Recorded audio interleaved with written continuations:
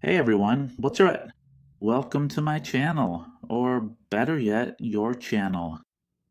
Today, I'm going to talk to you about the cylinder location and firing order of a Toyota Hilux 3-liter 4-cylinder from the years 2005 to 2015. Here, as you can see, this is a really clear example of an engine from that vehicle. To find out the cylinder location and firing order, the first thing we need to do is stand in front of the vehicle, open the hood, and look at the front of the engine.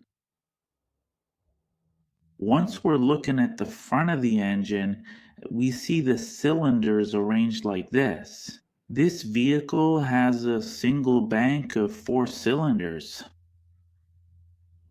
They're numbered as follows. The firing order would be as follows.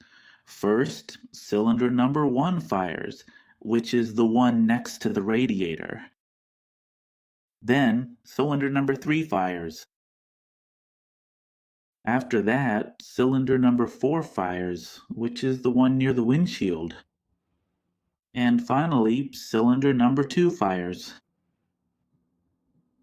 Well, folks, that's all I have to say. See you in the next video tutorial.